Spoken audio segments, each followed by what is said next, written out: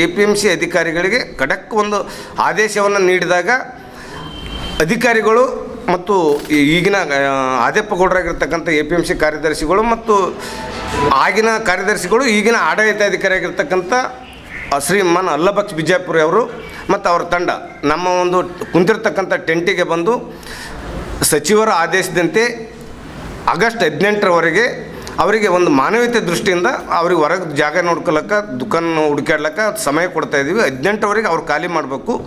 ಒಂದು ವೇಳೆ ಮಾಡದೇ ಇದ್ದರೆ 19ನೇ ತಾರೀಕು ದಿವಸ ನಾವು ಅವುಗಳನ್ನು ಕೀಲಿ ಹಾಕಿ ಸೀಜ್ ಮಾಡ್ತೀವಿ ಅಂತಕ್ಕಂಥ ಒಂದು ಭರವಸೆನ ಲಿಖಿತ ರೂಪದಲ್ಲಿ ನೀಡಿದಾಗ ನಾವು ಅವರ ಭರವಸೆಯ ಮೇಲೆ ಹೋರಾಟವನ್ನು ಹಿಂಪಡೆದಿದ್ವಿ. ಅದು ತಮ್ಮೆಲ್ಲರ ಗಮನಕ್ಕಿದ್ದದ್ದು. ಹಾಗಾಗಿ ನಾವು 18ರ ತನಕ ಕಾಯ್ದ್ವಿ.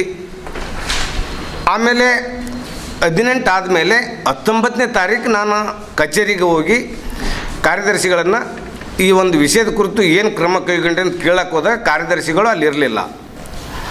ಕಾರ್ಯದರ್ಶಿಗಳಲ್ಲಿರಲಾರ್ದಾಗ ನಾನು ಸಹ ಕಾರ್ಯದರ್ಶಿಗಳನ್ನು ಪ್ರಶ್ನೆ ಮಾಡಿದಾಗ ಅವ್ರು ಒಂದೇ ಮಾತಂದ್ರು, ಇಲ್ಲರಿ ಅವ್ರು ವಿಸಿಟಿಂಗ್ ಹೋಗ್ಯಾರಿ ಅಂತಂದ್ರೆ. ವಿಸಿಟಿಂಗ್ ಅಂದರೆ ಇವತ್ತಿನ ದಿವಸ ಪ್ರಮುಖ ಕೆಲಸ ಮಾಡೋದು ಬಿಟ್ಟು ವಿಸಿಟಿಂಗ್ ಹೋಗ್ಯಾರ ಅಂದ್ರೆ ಇವ್ರು ಕಾಲಹರಣ ಮಾಡ್ಲಕತ್ತಾರ ಅಂತಕ್ಕಂಥದ್ದು ಕೋಪದಿಂದ ನಾನು ಅಲ್ಲೇ ಮಳೆಯಲ್ಲೇ ಧರಣಿ ಕುಳಿತೆ. ಸುಮಾರು ಗಂಟೆಗಳ ಕಾಲ ಕುಳಿತಾಗ ಮಾಧ್ಯಮ ಮಿತ್ರರು ಬಂದರು, ಎಲ್ಲರೂ ಬಂದರು. ಆ ಸಂದರ್ಭದಲ್ಲಿ ಕಾರ್ಯದರ್ಶಿಗಳು ಅದು ಗೊತ್ತಾಗಿ ದೌಡಾಯಿಸಿದ್ರು. ಇಲ್ಲ, ನಾನು ನಾಳೆ ಬೆಳಗ್ಗೆಯಿಂದ ಕೀಲಿ ಹಾಕ್ಲಿಕ್ಕೆ ಚಾಲು ಮಾಡ್ತೀನಿ, ಈಗ ಹೋಗಿ ವಾರ್ನಿಂಗ್ ಕೊಡ್ತೀನಿ ಅಂದರು.